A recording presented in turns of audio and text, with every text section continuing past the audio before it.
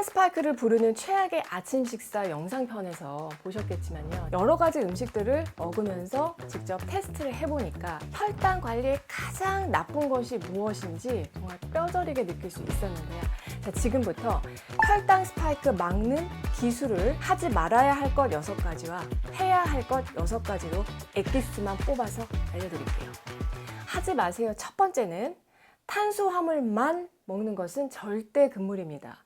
누룽지만, 죽만 먹는 거. 또 어떤 분은 입맛 없다고 밥에 물 말아서 밥만 먹는 분도 있는데, 자, 이렇게 탄수화물만 먹으면 대번에 혈당 스파이크가 생길 수가 있어요. 자, 반면에 채소, 단백질 또 좋은 기름 성분이 풍부한 반찬을 같이 먹으면요, 확실히 혈당도 천천히 오르게 됩니다. 면도 마찬가지인데요. 라면을 먹는다면은 갖은 채소와 달걀 같은 단백질을 섞어서 같이 먹고, 냉면도 면만 먹지 말고 고명을 듬뿍 넣어서 먹는 것이 혈당 스파이크를 1차 방어하는 방법이에요. 자, 두 번째, 탄수화물의 조합은 피해주세요. 그러니까 예를 들면은 탄수화물인 라면 먹고 탄수화물인 밥을 말아서 먹는다거나, 탄수화물 가루인 선식에 탄수화물인 꿀이나 설탕을 추가로 해서 먹는 거, 또 빵과 설탕잼의 조합, 여기에 오렌지 주스까지 더해지면은 탄입니다. 그러니까 채소에도 여러분 탄수화물이 들어있는데요. 토마토만 먹는 게 아니라 설탕을 뿌려서 먹는 것도 탄 조합에 해당이 되겠고요. 과일에 설탕을 뿌려 먹는 탕후루, 그리고 여름 간식 중에 정말 최고의 탄 조합이 있어요. 바로 팥빙수입니다. 설탕 절인 팥에 인절미 넣고 미숫가루 조합으로 먹는 그야말로 탄수화물 폭탄이기 때문에, 자, 이런 음식이나 이런 궁합은요, 건강한 분이라면은 그냥 가끔만 드시고, 당뇨 환자분이라면은 절대 피하셔야 해요. 자, 세 번째, 정제 탄수화물을 먹을수록 혈당 스파이크가 생깁니다. 정제 탄수화물이 뭐죠, 여러분? 흰 쌀, 흰 밀가루, 흰 설탕이라고 하는 삼백식품을 떠올리시면 됩니다. 이렇게 새하얀 삼백식품은 배고팠던 시절에는 먹고 살기 위해서 필요한 식량이 맞았어요. 하지만 너무 잘 먹어서 병이 드는 현대인들에게는 최악의 음식입니다. 모두 다 섬유질을 깎아내서 정제한 덕분에 고혈당 부화지수 음식에 속하고요. 자주 먹으면 호르몬 교란이 일어나면서 비만, 염증, 암 같은 각종 질환을 불러오기 때문이에요. 각종 음료수며 빵, 가공식품 등 설탕이 많이 들어있는 음식은 줄이시고요. 흰쌀, 흰 밀가루 같은 정제 탄수화물은 신장질환이나 심각한 어떤 과민성 장증후군이 있는 분들이 아니라면은 되도록 현미, 통밀 같은 콩곡물로 바꿔서 드시는 것이 혈당 관리에는 굉장히 유리해요. 자, 그리고 네 번째, 고밀도 탄수화물을 피하셔야 합니다. 운동선수분들은 경기 전에 고밀도 탄수화물 음식을 먹는 것이 퍼포먼스에 도움이 되어서 일부러 먹기도 하지만, 간식으로 우리가 고밀도 탄수화물을 즐겨 하는 것은 주의가 필요해요. 쫀득쫀득한 떡이 탄수화물이 아주 응축된 대표적인 고밀도 탄수화물 음식인데요. 떡은 보통 쌀 가루에 설탕을 넣어서 쪄서 만들게 되는데, 작은 크기로 하나씩 이렇게 포장된 그 정도의 양을 먹었을 때 혈당 부하지수가 40.8이나 돼요. 20 이상이면은 고혈당 부하지수 음식에 해당하기 때문에 어마어마하게 높습니다. 자, 다음으로는 과일만 먹는 것은 좋지 않습니다.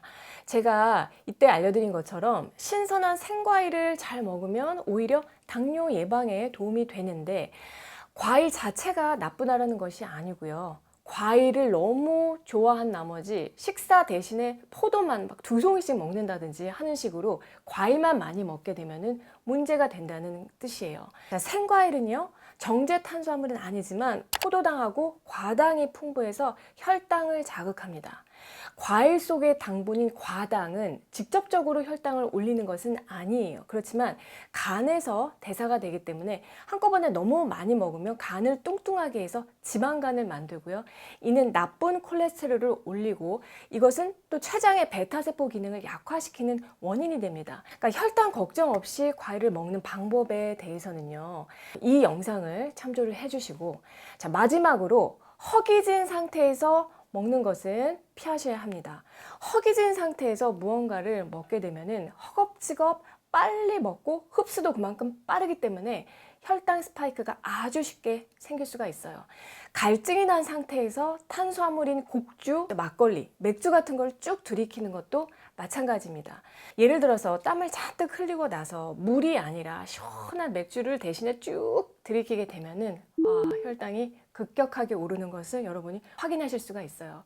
식전에 허기지는 상황이라면 양배추나 파프리카 같은 거를 먼저 좀 먹거나 뭐 낫또, 달걀, 그릭 요거트, 연두부 같은 것들로 허기를 먼저 좀 달래고 식사를 하는 것이 혈당 스파이크를 막는데 큰 도움이 돼요. 혈당 스파이크를 막기 위해서 하지 말아야 할 것들을 알려드렸는데요. 자, 그렇다면은 뭘 어떻게 먹는 것이 좋을까요? 첫째도 둘째도 가장 중요한 것이요, 먹는 양입니다.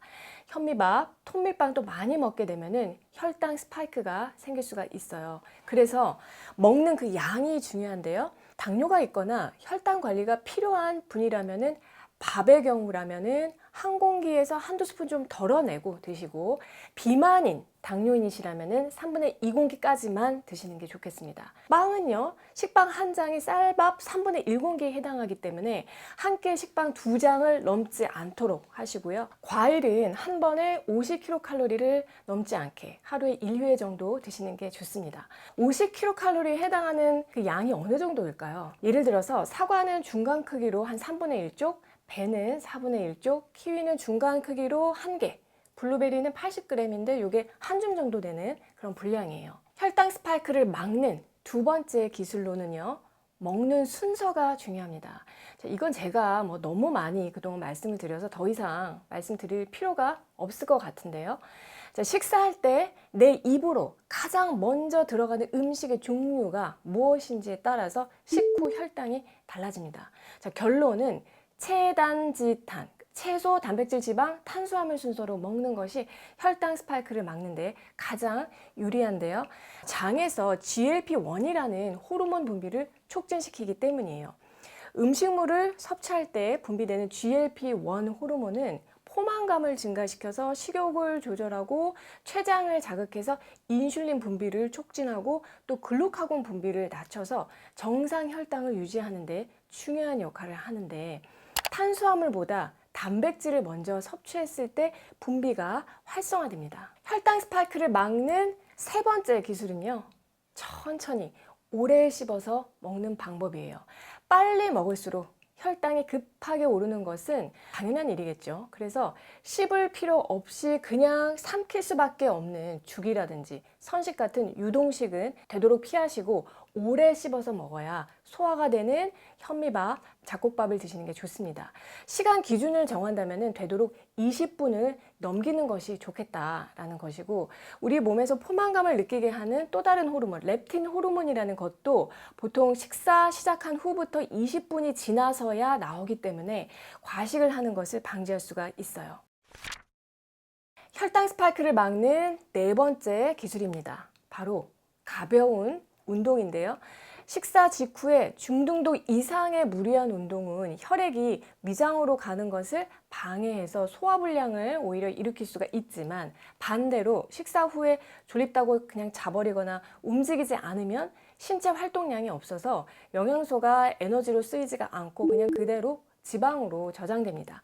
그래서 말 그대로 가벼운 운동을 해주시면 되는데, 점심 식사를 만약에 밖에서 사 드셨다면 사무실로 바로 들어가지 않고 한 10분 정도 파워워킹을 해주셔도 좋고요. 더운 날씨에는 실내에서 계단 오르기를 한다거나 아니면 다른 간단한 실내 운동만 해주셔도요, 식후 혈당 개선에는 큰 도움이 됩니다. 자, 그리고 혈당 스파이크를 막는 다섯 번째 기술이 있어요. 바로 근육량을 유지하는 건데요. 입으로 섭취를 해서 혈액으로 들어오는 그 포도당의 80%를 근육이 끌어다 씁니다, 여러분. 굉장히 많은 양이죠.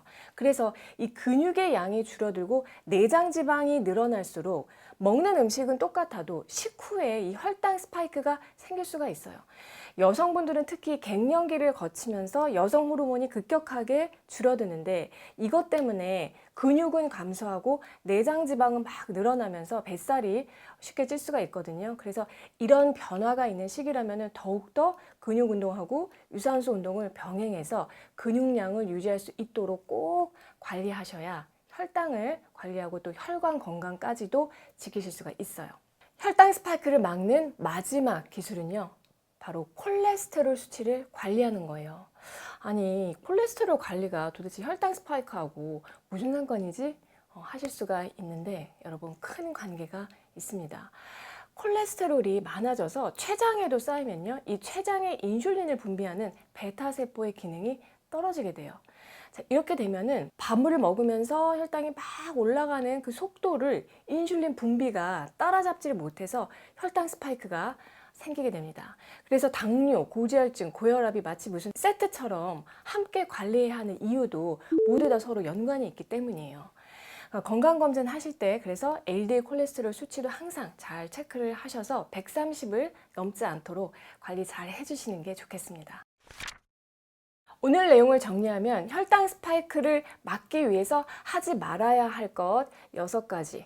탄수화물만 먹는 거, 탄수화물에 또 탄수화물을 조합해서 먹는 거, 정제 탄수화물, 그리고 고밀도 탄수화물, 과일만 먹는 것, 그리고 마지막으로 허기진 상태에서 먹는 것을 피해야 한다라고 말씀을 드렸고요. 반대로 해야 할 것 6가지로요. 첫 번째 뭐였죠? 식사 양을 조절하는 거. 두 번째, 체단짓한 식사 순서. 세 번째, 20분 이상 오래 먹는 것. 네 번째, 쉽고 가벼운 10분 운동. 다섯 번째, 근육량을 유지하는 것. 여섯 번째, LDL 콜레스테롤 130 이하로 조절하는 거였어요. 자, 여러분 가장 쉽게 하실 수 있는 것부터 한 가지씩 도전해 보시면서 올해도 정나래와 함께 슬기로운 식지생활 하셨으면 합니다. 저는 다음에 또 좋은 내용으로 찾아뵐게요.